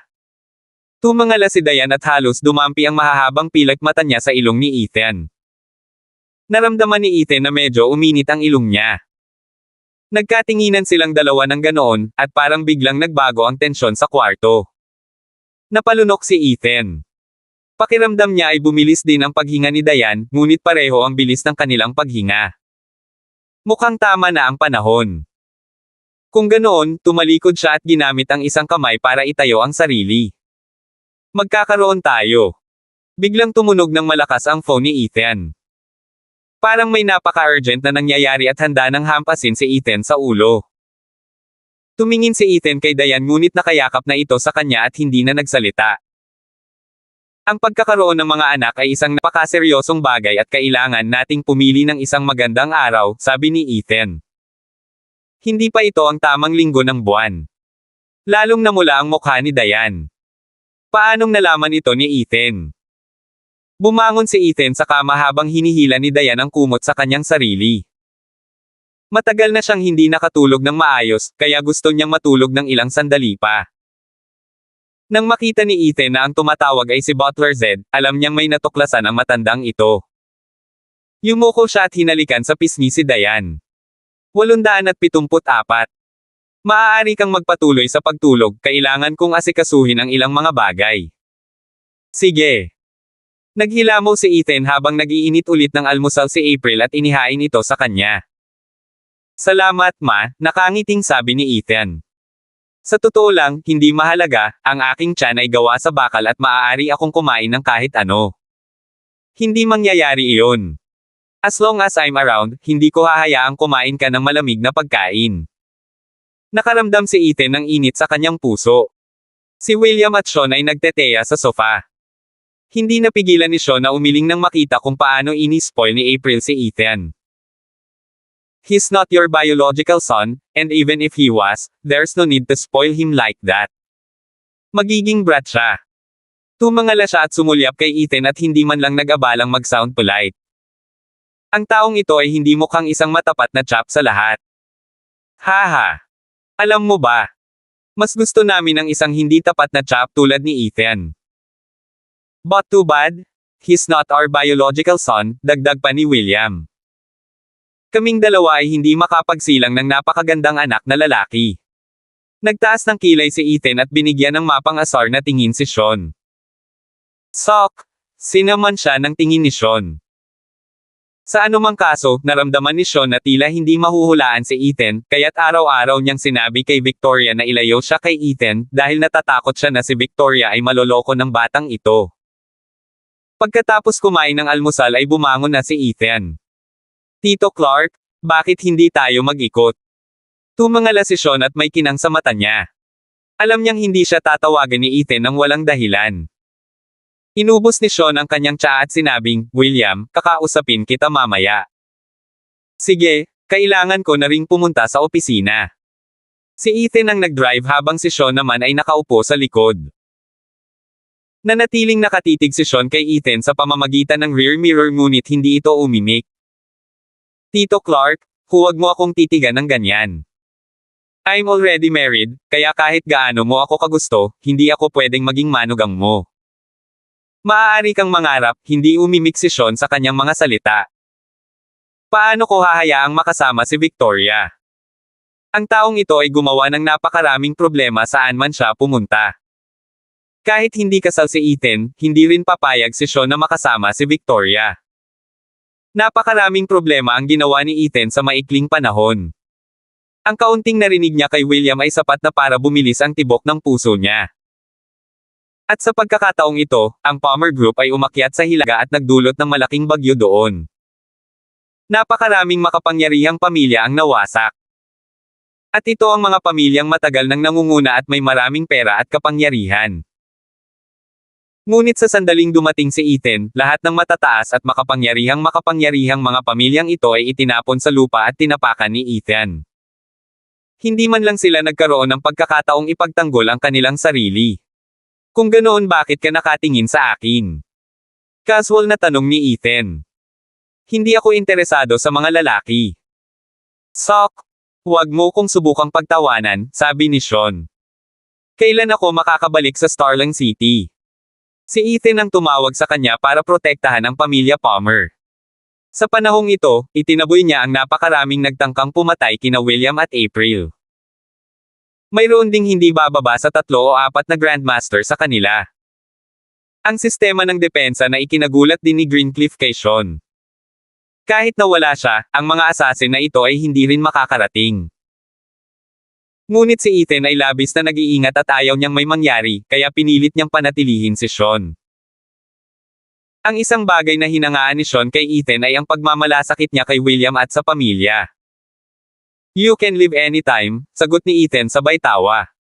Hinihiling ko sa iyo na magsaya sa Greencliff sa loob lamang ng ilang araw, ngunit hindi ko inaasahan na mananatili ka ng 1 buwan. Tiyak na hindi kita maitaboy kung gusto mong manatili, tama ba? Natigilan si Sean. Agad namang namula ang mukha niya habang tinuturo niya ng daliri si Ethan at sinimulan siyang sigawan, You little son of a bitch, are you saying that I've overthought this? 875. Ihahatid ni Ethan si Sean sa kanyang libingan balang araw. Naging mabait si Sean na manatili at ngayon ay hindi siya naiintindihan. At naisipan pa ni Eth na itaboy siya. Tumawa lang si Ethan. Uncle Clark, marami bang tao sa martial arts world ang pumayag sa hidden sect? Tanong ni Ethan na hindi nag-aalala tungkol sa kung gaano kalungkot si Sean. Sok! Gusto ng mga tao ngayon ang mga sukdulan. Ang ilan ay nagnanais ng ganap na kapangyarihan, ang ilan ay nagnanais ng hindi masusukat na kayamanan, at ang mga nagsasanay ng martial arts ay habol sa pinakamakapangyarihang uri ng martial arts. Inilibot niya ang kanyang mga mata kay Ethan at hindi siya masaya, ngunit sinagot niya pa rin ang tanong ni Ethan. Maaari bang ibigay sa kanila iyon ng hidden sect? Kung hindi, napangisi si Sean. Ang pagsali daw sa hidden sect ay magbibigay sa iyo ng pagkakataon na maging mas makapangyarihan at makuha ang anumang gusto mo. Iyon ang dahilan kung bakit napakaraming tao ang gustong sumali at itinapon na nila ang lahat ng kanilang moral na hangganan. Hindi lahat ng tao na sumali sa hidden sect ay isang martial arts practitioner, ngunit sa pagtatapos ng araw, lahat sila ay mga taong gusto ng marami para sa kanilang sarili. Nang magwala ang mga taong iyon, kahit si Sean ay natagpuan silang nakakatakot. Para bang handa silang sumalungat sa anumang mga moral at etikal na kodigo para lamang makuha ang gusto nila, at handa silang gumamit ng anumang taktika na kinakailangan upang makamit ang kanilang layunin. Extreme Martial Arts. Pinaikit ni Ethan ang kanyang mga mata at hindi umik. Lumiko siya sa isang maliit na eskinita. Nandito na tayo. Bumaba siya ng sasakyan at sinundan siya ni Sean. Napatingin siya sa bahagyang rundown na pabrika sa harapan nila at wala siyang ideya kung bakit siya dinala ni Ethan dito. Hindi nagpaliwanag si Ethan at pumasok na lang. Nakita ng dalawang lalaking nagbabantay sa gate si Ethan at magalang na binati ito, Kuya Ethan. Tumango siya at inakay si Sean sa ilang corridors bago sila nakarating sa isang pinto. Pinahihit ni Ethan ang hawak at pumasok. Laking gulat ni Sean sa mga papel na nakakalat sa sahig, at si Butler Zed ay nakaupo sa gitna. Para siyang baliw na magulo ang buhok at magulo ang damit. Hindi makapaniwala si Sean. Nakita na niya noon si Butler Zed at alam niyang si Butler Zed ay isang taong nagbigay pansin sa kanyang hitsura. Wala man lang kulubot ang damit niya. Anong nangyari sa kanya ngayon? Ginoo. Manghuli. Lumingon si Butler Zed nang makitang dumating si Ethan at mabilis na tumayo. Napakaliwanag ng kanyang mukha, mahirap sabihin na isang araw at isang gabi siyang walang tulog. May natuklasan ka ba?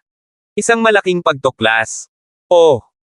Tumango si Ethan at humakbang sa ilang libro para humanap ng upuan na mauupuan. Sabihin mo sa akin. Simpleng bati ni Butler Zed kay Sean at iniwan siya doon.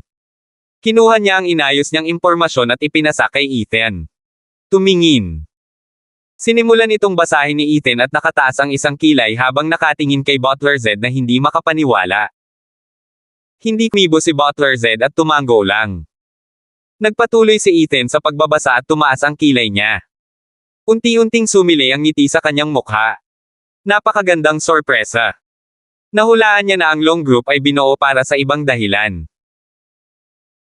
Mayroong talagang bilang ng mga hidden sect na miyembro sa kumpanyang ito at habang ang ilan sa kanila ay mga martial arts practitioner, ang ilan sa kanila ay mga elite sa iba't ibang industriya. Alam ni Ethan na basta ibinaba niya ang Long Group, may mahahanap siya. Baka maakit pa niya ang ilan sa malalaking isda na nagtatago pa sa maputik na tubig. Ang malalaking isda na iyon ay malamang na nahihirapan ng maupo, at ang pain ay lalong nagiging halata. Ito ang naging conclusion ni Butler Zed matapos tingnan at suriin ang lahat ng impormasyon mula sa Long Group, kasama ang lahat ng impormasyong nakuha ni Owen mula sa dating kawani ng kumpanya. Maaaring hindi naniniwala si Ethan sa sinuman, ngunit si Butler Zed ay isang taong namamahala sa isang network ng impormasyon sa loob ng 20 taon. Ginagawa niya ito mula noong nasa poder si Master Rain, kaya veterano na siya dito. Kung sinabi ni Butler Zed na ganito ang sitwasyon, tiyak na ganoon ang nangyari. 876. Natatakot ako na may higit pa sa kung ano ang maaari naming isipin, ngunit dahil ang aming impormasyon ay hindi kumpleto, hindi namin malalaman ang higit pa, sabi ni Butler Zed. Ngunit kahit na gayon, nakuha ko pa rin ang ilang mga bagay. Si Butler Zed ay mukhang medyo mayabang ngayon. Ito ang pinakamagaling niyang gawin. Sabihin mo sa akin, dumiretso si Ethan sa punto. May kakaiba sa mukha ni Sean. Hindi niya alam kung ano ang binabasa ni Ethan o kung ano ang sinasabi ni Butler Zed, ngunit ang mga ekspresyon nila ay tila may malaking nangyayari. May hinahanap sila. Sabi ni Butler Zed.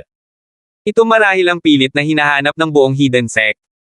Ang Long Group ay isang network ng impormasyon lamang na gumagana para sa sekta.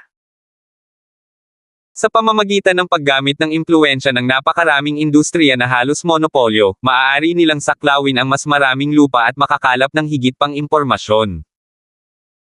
Ang pamamaraang ito ay talagang epektibo, ngunit nangangailangan ito ng maraming pamumuhunan. Hindi lang pera, ngunit kailangan din nila ng maraming mahusay na mandirigma. Nagniningning ang mga mata ni Butler Zed. At ano ang ibig sabihin nito? Anong ibig sabihin yan? Hindi maiwasang magtanong ni Sean. Ibig sabihin, ano man ang hinahanap nila ay napakahalaga. Ang kanilang monetary investment lang ay nakakabaliw. Nakita ni Butler Zed na ang pamilyang Long ay naglagay ng bilyon-bilyong dolyar sa pagbuo ng Long Group. Ito lang ang pera na nakikita niya mula sa mga ulat sa pananalapi, kaya paano naman ang pera na wala sa ulat? Kinailangan ng pamilyang Long na makipagpalitan ng mga mapagkukunan upang lumikha ng Long Group. Kung hindi, imposible para sa kanila na maging pinuno ng higit sa 100 industriya. Tiyak na handa silang mamuhunan ng labis dahil sulit ang anumang hinahanap nila. Maliban kung ang pamilya Long ay isang grupo ng mga idiots. So ano ang hinahanap nila? Tanong ulit ni Sean. Hindi ko pa alam, umiling si Butler Z. Wala akong alam ngayon, ngunit kung susundin natin ang landas na ito, malalaman natin ito at mahukay natin ang natitirang bahagi ng hidden sect. Ang isang bagay na laging gustong imbestigahan ni Ethan ay ang hidden sect. Ang mga miyembro ng hidden sect ay maaaring talikuran ang lahat at gumamit ng anumang taktika upang makamit ang kanilang layunin, at ito ay lubhang nakaapekto sa balanse ng iba't ibang industriya. Maaaring hindi sila marami sa bilang, ngunit kailangan sila sa lahat ng dako. Ang Long Group lamang ay mayroon ng ilang miyembro, kaya malinaw na ang anumang hinahanap nila ay talagang mahalaga. Ginoo Hunt, anuman ang hinahanap ng hidden sect ay tiyak na may napakalaking halaga. Ang Long Group ay isang paraan lamang na ginamit ng Long family para mangalap ng impormasyon para sa kanila. Isang napakalakas na pamilya ang gumugol ng napakaraming oras at lakas upang lumikha ng isang kumpanya tulad ng Long Group, ngunit nang malapit na nilang anihin ang mga gantimpala ng kanilang mga pagsisikap, inalis ito ni Ethan sa kanila. Hindi nakapagtataka na ang pamilyang Long ay halos mamatay sa kanilang galit. Nagtataka ako kung ano ang maaaring magpabayad sa kanila ng ganoon kataas na presyo, sabi ni Ethan. Ngunit sa hitsura nito, hanggat patuloy tayong naghuhukay sa mga pahiwatig na ito, dapat nating mahukay ang lahat ng iba pa. Tama iyan. Excited na sabi ni Butler Z. Gayun din, ang pagkuha ng kontrol sa mga negosyong ito ay magiging isang malaking tulong sa aming kasalukuyang network ng impormasyon. Ito ay isang bagay na matagal ko nang gustong gawin. Mr. Hunt, naka-jackpot na talaga tayo sa pagkakataong ito. Pero may isang problema, napalunok ng laway si Butler Z.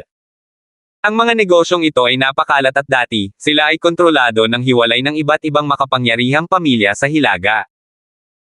Ang lahat ngayon ay pag-aari mo sa pangalan, ngunit natatakot ako na maaaring mahirap talagang kontrolin ang mga ito.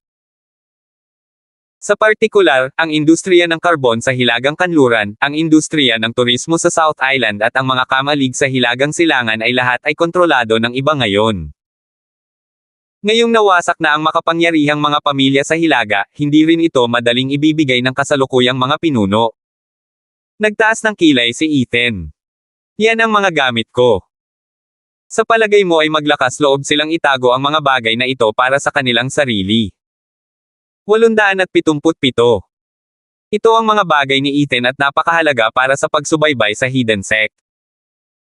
Higit pa rito, kapag pinagsama-sama niya ang mga negosyong ito, magiging mahusay ang mga ito para sa pagsasanay kay Diane.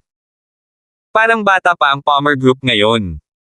Ang kinabukasan nito ay hindi nasa loob ng bansa. Ang pagbuo ng sarili sa isang industriya ay hindi sapat na pagsasanay para kay Diane. Napakakomprehensibo ng plano ni Ethan na lumikha ng isang perpektong asawa. Medyo komplikado. Walang masyadong komplikado, iwinagayway ni Ethan ang kanyang mga kamay.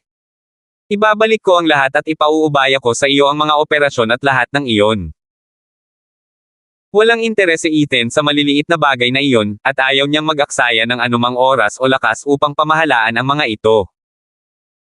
Mayroon siyang isang eksperto na magagamit niya, kaya bakit mag-aaksaya ng enerhiya kung maaari niyang gugulin ang oras na ito sa kanyang asawa sa halip? Natuwa si Butler Z nang marinig niya ito. Maging ang kanyang paghinga ay bumilis ng mabilis na sumagot, Mr. Hunt, salamat sa pagtitiwala sa akin. Ito ay isang bagay na gusto kong gawin sa lahat ng mga taon na ito. Hindi ko akalain na magkakaroon ako ng pagkakataon na gawin ito. Siyempre excited siya. Ang paggawa nito mismo ay nangangailangan sa kanya na maglagay ng maraming mapagkukunan at kapital, kaya imposible iyon. Ngunit ngayon, hanggat bawiin ni Ethan ang lahat ng negosyong iyon, nakatakda na ang lahat at magagawa ni Butler Z ang anumang gusto niya. Ang lahat ay nagkakahalaga ng 10 bilyon at hinayaan siya ni Ethan na pamahalaan ang lahat. Ang tiwala na mayroon sa kanya si Ethan ay sapat na upang madama ni Butler Zed ang labis na pasasalamat. Si Sean ay parehong nabigla. Kung naintindihan niya ng tama ang sitwasyon, si Butler Zed ang nagtatrabaho kay Ethan, pero wala siyang tanong at wala pang sweldo, pero excited na siya. Ginagawa niya lahat ng trabaho pero nagpapasalamat pa rin siya kay Ethan. Hindi maintindihan ni Sean kung paano nagawang ihipnotismo ni Ethan ang lahat ng mga taong ito. Nagsimula siyang mag-alala na isa rin sa kanila si Victoria. Siya ay nag-aalala na siya ay magiging masaya na magtrabaho para kay Ethan ng libre. Zed, alam ko na ang paghiling sa iyo na manatili noon ay ang tamang pagpipilian, tumayo si Ethan at hindi na nag-aksaya ng oras. Since you're able to take this up, I'll give you everything at hindi na ako magtatanong. Sa palagay ko ay hindi sapat ang 51% shares na mayroon ako mula sa Long Group, babawiin ko rin ang 49% mula sa Long Family. Lalong natuwa si Butler Zed at nagsimulang manginig. Oo naman. Oo naman. Basta sabi ni Ethan, naniwala siya. Naniwala siya ng 100% sa mga salita ni Ethan. Hindi umimik si Sean pagkatapos nilang iwan si Butler Zed. Hindi niya alam kung bakit siya dinala ni Ethan doon. Hindi siya interesado sa kanilang ginagawa, at hindi rin niya naiintindihan ang pinag-uusapan nila. Ang alam lang niya ay iniimbestigahan ni Ethan ang hidden sect, at mukhang may hinahanap itong hidden sect. Tito Clark, kung hindi ka sanay na manatili sa Greencliff at na-miss mo ang Starling City, maaari kang bumalik anumang oras, sabi ni Ethan na may malaking ngiti nang malapit na sila sa bahay ng Palmer. Ngumisi lang si Sean at hindi na nagsalita. Noong una ay gusto niyang bumalik sa Starling City dahil medyo nahihiya siyang mamuhay sa pamilya Palmer. Hindi siya kasing kapal ng balat ni Ethan. Pero ngayon, wala nang ganang umalis si Sean. Medyo na-curious siya. Gusto niyang malaman kung ang lahat ng mga tao sa Greencliff ay pare-parehong baliw. Bakit lahat sila ay handang isakripisyo ang lahat para kay Ethan? Ano ang maganda sa punk na ito? Pakiramdam niya ay si William at April lang ang nagmamahal sa kanya, at si Diane lang ang labis na nagmamahal sa kanya. Walang ibang magkakagusto sa kanya. Or at least hindi siya nagustuhan ni Sean. Walang sinabi si Sean. Hinanap niya si Victoria nang makarating sila sa bahay. Sinimulan na ni Victoria ang pag-iimpake. Dahil nakabalik na si Ethan, hindi na nila kinailangan pang manatili dito ni Sean. Tinatawagan din siya ng kumpanya dahil pinoproduce ang kanyang album at kailangan niyang dumalo sa ilang marketing at promotional activities. Victoria, napansin ni Sean na naayos na niya ang lahat at umubo. Handa na ba kayong lahat? Oo, lumingon sa kanya si Victoria. Dad, nakaimpake na ba kayo? May magpapadala sa atin sa airport mamaya. 878. Sa tingin ko mas mabuting manatili ako sa Greencliff, sabi ni Sean pagkatapos mag-alinlangan ng ilang sandali. Ano? Nagulat si Victoria. Nakalimutan niyang may hawak pa pala siyang damit at nakatitig lang sa ama. Di ba sabi mo matagal na tayo dito at dapat na tayong umuwi? Pupunta muli si Ethan sa norte. Nag-aalala siya kung wala siya sa Greencliff, kaya hiniling niya sa akin na manatili pa ng ilang araw, sabi ni Sean na may ganap na tuwid na mukha. Tinawag niya ako kanina para makiusap na manatili ako. Wala akong choice kundi pumayag. Oh I see, tumango si Victoria at bumalik sa pag-iimpake ng mga gamit niya. Babalik muna ako kung ganoon, you can stay here alone and protect uncle and auntie. Pupunta ako at makikita-kita kapag mayroon akong oras. Ibinuko ni Sean ang kanyang bibig at saglit na nag-alinlangan. Hindi niya alam kung paano ito sasabihin. Nakita siya ni Victoria na nag-alinlangan ng matagal at humagalpak ng tawa. Dad, may gusto ka pa bang sabihin? Victoria, kailangan kong sabihin ito sa iyo. Nag-isip si Sean kung paano ito sasabihin, pagkatapos ay sinabi sa napakaseryosong tono, layuan mo si Ethan. Natarante si Victoria, saka namula ang mukha ng mapagtantong niya kung ano ang minamaneho ng kanyang ama. Dad, ano bang pinagsasasabi mo? Asawa siya ni Diane at wala akong pake sa kanya, magkaibigan lang kami. Hindi niya alam kung matatawa siya o maiiyak. Si Ethan ay tiyak na isang namumukod tanging tao at lubos niyang hinangaan ito, ngunit hinding-hindi siya gagawa ng anumang bagay para ipagkanulo si Diane. Tsaka may iba na siyang nagustuhan. Maaaring wala kang anumang bagay para sa kanya, ngunit hindi ko alam tungkol sa kanya. Nagsimula ng mag-alala si Sean. Ang punk na ito ay talagang sakam na tao. Nakita niya kung paano handang gawin ng mga tao sa Greencliff ang lahat para kay Ethan. Handa silang isakripisyo ang kanilang buhay at hindi humingi ng anumang kapalit. Ito ay isang nakakatakot na pattern. Anong charm meron si Ethan? Lalong natuwa si Victoria ngayon. Si Ethan ay sobrang tapat kay Diane kaya hindi man lang niya sinulyapan si Angelica. Sino pa ba ang makakapansin kay Ethan bukod kay Diane? Narinig mo ba ako o hindi? Nagiging kinakabahan si Sean. Oo, narinig kita. Huwag kang mag-alala.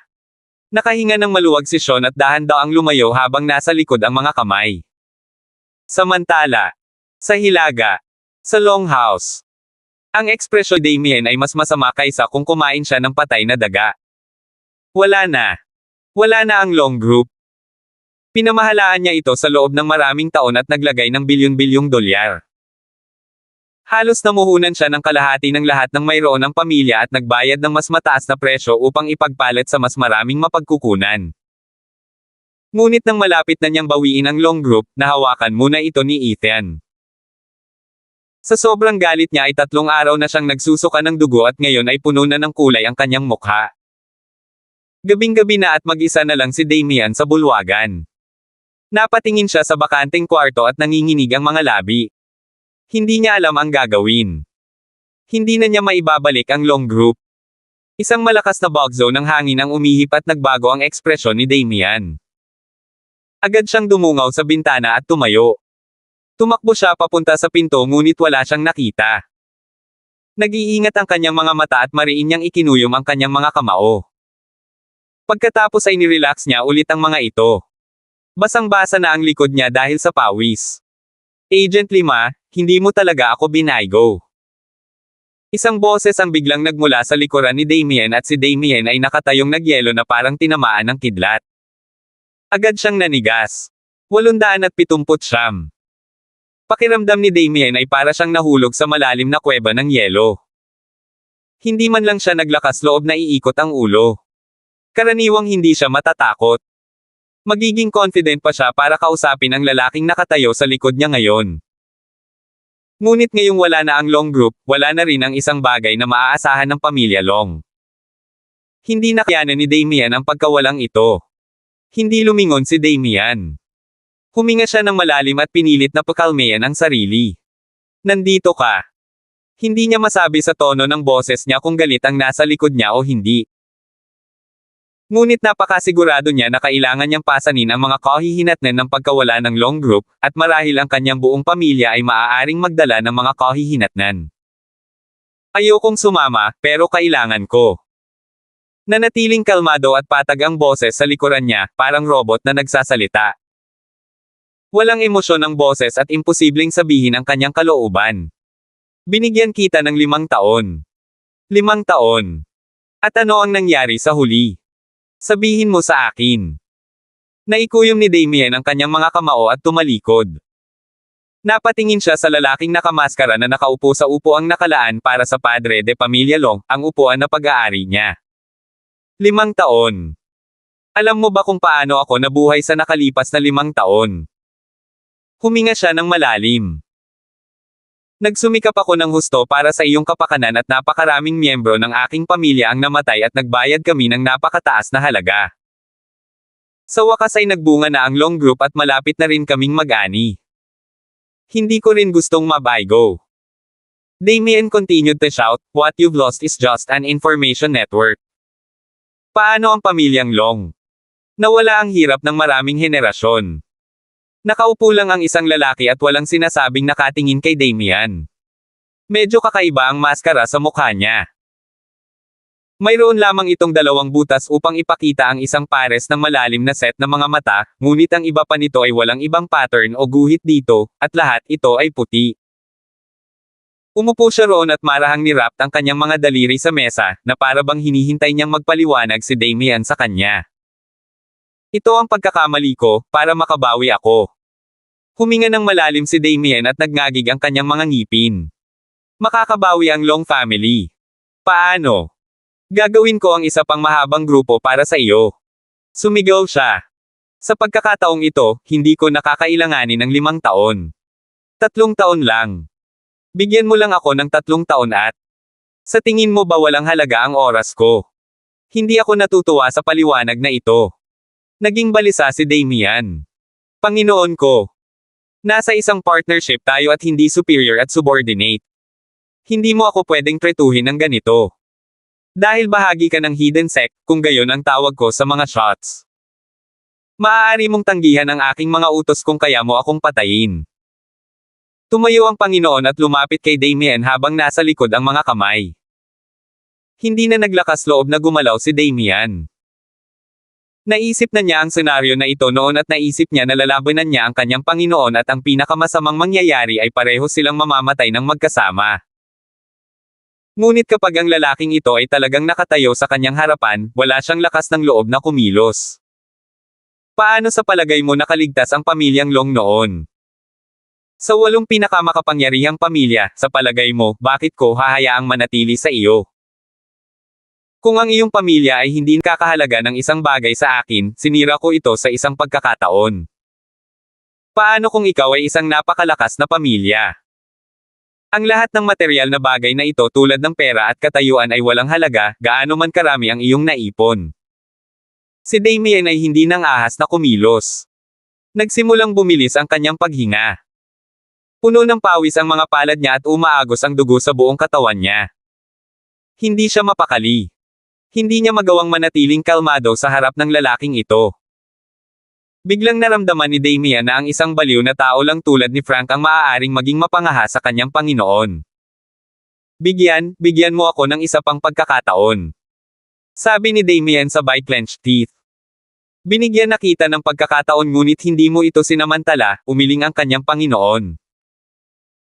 Kung hindi ako nakialam ng palihim, sa tingin mo ba ay magkakaroon ka pa ng pagkakataong bawiin ang Long Group? Matagal nang nawala sa iyong kontrol ang Long Group at hindi na talaga kayang kontrolin ito ng pamilya Long. Ikaw ay walang iba kundi isang walang kwentang basura. Lumabas siya ng main hall ngunit nakatayo si Damian sa kinaroroonan niya at hindi nang ahas na gumalaw. Hindi kailangan ng hidden sect ng basura. 880. Ang boses ng kanyang Panginoon ay nawala at siya ay nawala sa kadiliman. Parang hindi siya dumating. Tumayo si Damian kung saan siya parang estatwa. Parang may ipinako ang kanyang mga paa sa sahig at hindi siya gumagalaw. Mabagal na lumipas ang gabi. Bandang 4 AM, hindi makatulog si Alexander at pumasok sa main hall upang makita si Damian na nakatayo doon. Mabilis siyang naglakad papunta sa kanya. Tay, gising ka pa. Biglang sumigaw si Alexander na parang nakakita ng multo. Puno ng takot ang mukha niya. Tatay. Mabilis siyang tumakbo at inabot para hawakan si Damian. Nagsimulang manginig ang katawan ni Damian at tila babagsak, kaya sinalo siya ni Alexander at sinimulang sumigaw ng buong lakas, Dad. Tatay. Huwag mamatay. Huwag kang mamatay. Nagdudugo si Damian mula sa napakaraming lugar. Nanlalaki pa rin ang kanyang mga mata at umagos ang 2 agos ng dugo mula sa gilid ng kanyang mga mata. May lumabas na dugo sa ilong, tenga at bibig niya. Nanlamig na ang katawan niya. Tatay. Gising na. Tatay. Napuno ng takot si Alexander habang patuloy na sumisigaw habang nakahawak sa katawan ni Damian. Hindi niya akalain na si Damian ay biglang mamamatay, at mamamatay ng tahimik at sa kahindek-hindek na paraan. Hindi nagtagal, nakasindi ang lahat ng ilaw sa bahay habang ang lahat ay nagsimulang magsisiksikan sa loob at labas. Ang pagkamatay ni Damian ay nagpasindek sa buong sambahayan. Natigilan si Angelica nang marinig ang balita. Hindi niya maintindihan kung paano naging ganito ang mga bagay. Bakit biglang bumagsak si Damian? Tumakbo si Angelica sa main hall para makitang nakahawak pa rin si Alexander sa katawan ni Damian. Ang kanyang mga mata ay tila walang natitira sa mga ito. Alexander! Alexander! Namumula ang mga mata niya habang tinatawag siya. Ang tatay ay patay, sagot ni Alexander sa paos na boses. Natuyo na ang kanyang lalamunan. Sila na. Sila na. WHO. Nagtakip ng ngipin si Angelica. Sino sila? Sino ang pumatay kay Dad? Sila na. Siguradong sila na. Biglang parang nabaliw si Alexander at nagsimulang sumigaw, takbo. Tumakbo ka na. Darating sila. Darating sila anytime. Bigla siyang napatayo at nanlaki ang mga mata niya nang mahigpit niyang hinawakan ang mga kamay ni Angelica na napasigaw ito sa sakit. Papatayin nila ang pamilya Long. Papatayin nila tayong lahat. Nandito na sila. Siguradong nandito sila. Si Alexander ay tumakbo palabas na sumisigaw na parang nabaliw. Hindi siya napigilan ni Angelica kahit anong sigawan siya nito. Patay na si Damian. Bigla siyang bumagsak sa gabi. Nayanig ang buong hilagang rehiyon. Inanunsyo pa lang ng Long Group ang pagsasara nito at hindi pa nalinas ang lahat ng utang nito, at biglang namatay si Damian. Higit pa rito, ang susunod na padre de pamilya, si Alexander, ay nawala ng malay at patuloy na bumubulong ng mga bagay na hindi maintindihan ng sinuman. Ang pamilyang Long ay isang napakalakas na pamilya sa Hilaga. Ngunit sa isang gabi, nakaranas ito ng matinding pagkawala at wala pa silang pinuno ngayon. Sinikap ni Angelica na ayusin ang libing at asikasuhin ang mga bagay-bagay ni Damian sa kabila ng sakit at pighati na kanyang nadama. Ngunit ang panloob na alitan sa pamilya ay nagparamdam sa kanya na mahina at walang motibasyon. Kamamatay lang ni Damian, at narito na ang kanyang mga kapatid para ipaglaban ang mga ari-arian ng pamilya. Gagawin nilang mas mabilis ang pagbagsak ng pamilya sa ganitong paraan. Kamamatay lang ng tatay ko at gusto mo nang mahati ang pamilya. Sigaw ni Angelica sa libing. She was helpless and frustrated, and she really wished na nasa tabi niyang lalaki ngayon. Sa ganoong paraan, walang maglalakas loob na ay bully siya. Salamat po at sinamahan niyo ako dito. God bless po sa lahat mga idol.